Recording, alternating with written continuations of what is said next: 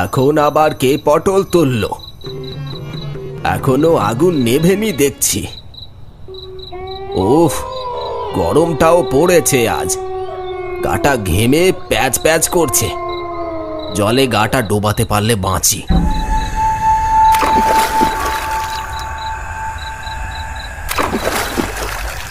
ও বাবা, শান্তি, গাটা ঠান্ডা হলো।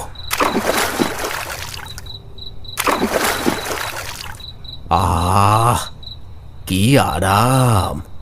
সারাদিন রোদে পুড়ে কাজ করে এরকম ঠান্ডা জলে স্নান করতে কার না ভালো লাগে।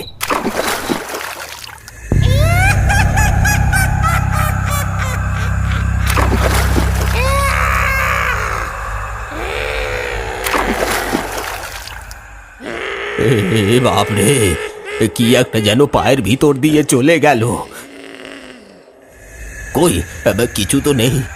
কোনো বড় মাছ হবে বোধ হয়।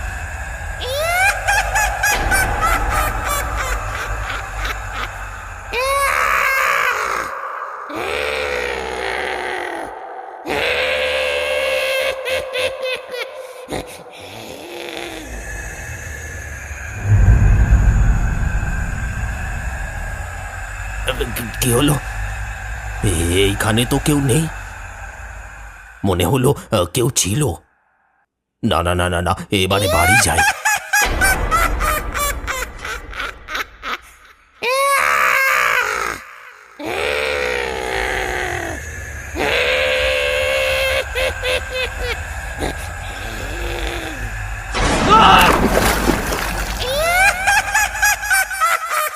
বাঁচাও, বাঁচাও!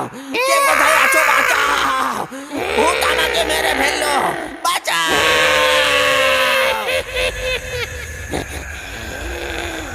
শ্মশানের পাশে এই পুকুরটায় বেশ কয়েক মাস ধরে অদ্ভুত ভুতুড়ে কার্যকলাপ মানুষ খেয়াল করছে, কিন্তু কেউ কোনোদিন চোখে দেখেনি।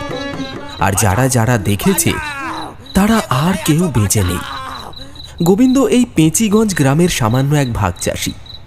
মাঠের চাষবাস শেষ করে সে বাড়ি ফিরছিল, আর এই সন্ধেবেলা পুকুর